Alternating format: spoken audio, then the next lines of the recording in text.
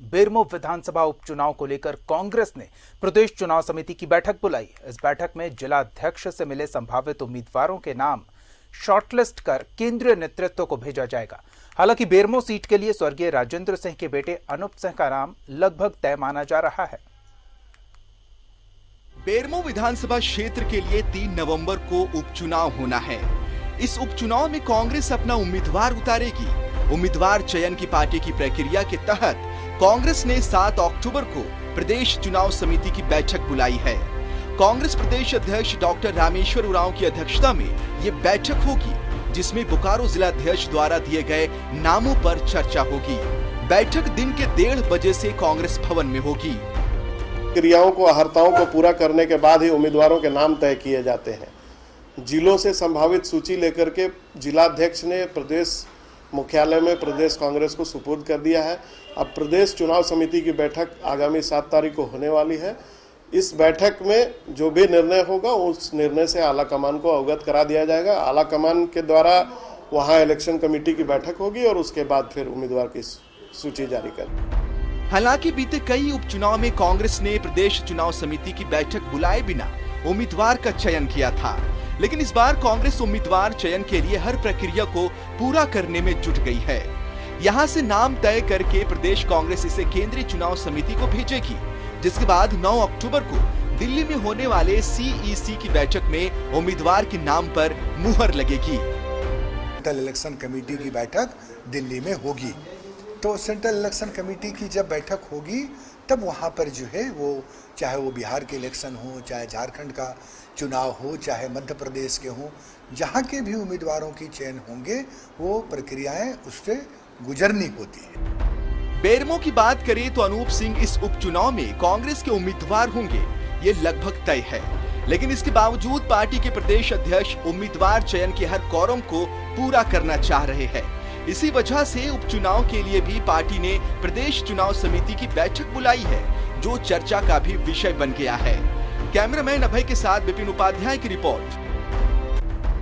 बेरमो विधानसभा क्षेत्र के लिए 3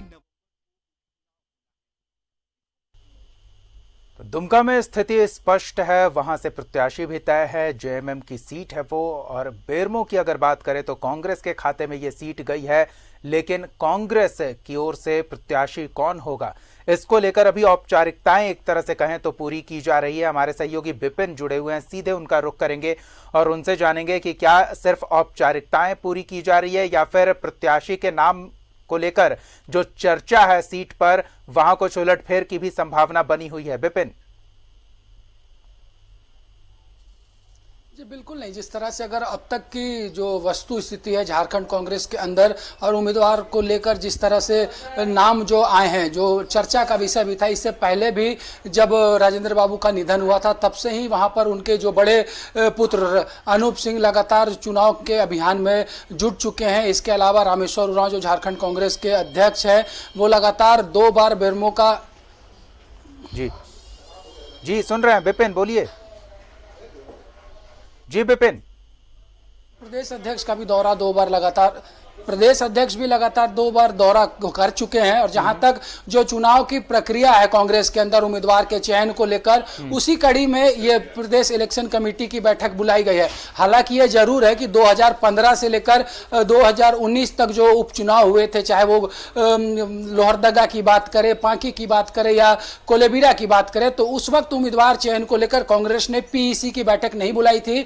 लेकिन अभी जो वर्तमान कांग्रेस के अध्यक्ष है डॉक्टर रामेश्वर उरांव, वो चाहते हैं कि तमाम प्रक्रिया को पूरी करने के बाद ही उम्मीदवार के नाम की घोषणा की जाए। और जिस तरह से राजेंद्र बाबू के परिवार से अब तक किसी ने कोई दावा नहीं किया है, स्वाभाविक तौर पर जो नाम आया है, जो जिला अध्यक्ष है बोकारो के, उन्होंने जो 3 नाम भेजे हैं उसमें सबसे पहले पायदान पर अनूप सिंह का नाम है। और अनूप सिंह को सिर्फ राजेंद्र सिंह के बेटे होने के नाते ही उम्मीदवार के तौर पर प्रेजेंट नहीं किया गया है। वो बीते 1.5 दशक से कांग्रेस की राजनीति में सक्रिय भी रहे हैं, चाहे वो NSUI के प्रदेश महासचिव के पद पर रहने की बात करें, NSUI के प्रदेश उपाध्यक्ष के तौर पर काम करने का दौर रहा हो, या फिर प्रदेश कांग्रेस के उपाध्यक्ष के बाद यूथ कांग्रेस के प्रदेश अध्यक्ष के तौर पर 5 साल तक संगठन चलाने का भी अनुभव उनके पास है। और लगातार वो अपने पिता के साथ ही बेरमो में सक्रिय थे। और जिस तरह की चर्चा थी कि 2019 में जब आम चुनाव हो रहे थे तो उस वक्त अनूप सिंह के ही चुनाव लड़ने की उम्मीदें सबसे ज्यादा थी, लेकिन क्योंकि कांग्रेस राष्ट्रीय अध्यक्ष ने उस वक्त ये निर्णय लिया था कि किसी भी नेता के पुत्र या पुत्रियों को पार्टी टिकट नहीं देगी, इसी वजह से राजेंद्र सिंह को उस वक्त चुनाव लड़ना पड़ा था और एक भारी अंतर से, वो तकरीबन 25,000 के अंतर से अपने निकटतम प्रतिद्वंदी से वो चुनाव जीतने में सफल हुए थे। तो ऐसे में ये जो औपचारिकताएं हैं इसे पूरी की जा रही है। लगातार अनूप सिंह जो संभावित उम्मीदवार हैं कांग्रेस के, वो बेरमो में अपना कैंपेन चला भी रहे हैं और जिस तरह से जब झारखंड कांग्रेस के प्रभारी का दौरा भी झारखंड में हुआ था उस दौरान आरपीएन सिंह ने भी ऐसे संकेत दे दिए थे कि अनूप सिंह को ही पार्टी अपना उम्मीदवार बनाएगी, क्योंकि अब तक की जो परिपाटी उपचुनाव में रही है कि जिस हालात में ये उपचुनाव होते हैं उस परिस्थिति में पार्टी ने अब तक उनके परिजनों को ही अपना टिकट दिया था। क्योंकि अनूप सिंह 2014 से ही लगातार चुनावी राजनीति में मैदान में आना चाहते थे, लेकिन अब जाकर ये उपचुनाव जो एक आकस्मिक निधन हुआ है राजेंद्र बाबू का, उसके बाद जो हो रहा है, तो ऐसे में अब उनको ही पार्टी का सिंबल मिलेगा, ये तय है। बस 7 तारीख को जो पीईसी की बैठक होनी है उसमें जो 3 नाम आए हैं, जो जानकारी मिल रही है कि हो सकता है कि प्रदेश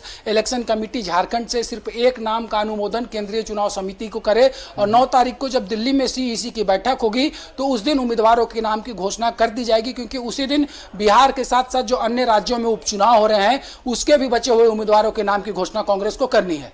बिल्कुल, तो महागठबंधन की ओर से अब एक तरह से स्थिति स्पष्ट है। धन्यवाद विपिन इस तमाम बातचीत और जानकारी के लिए। तो अनूप सिंह का नंबर करीब करीब तय हो चुका है, औपचारिकताएं पूरी किए जाने की बात सामने आ रही है।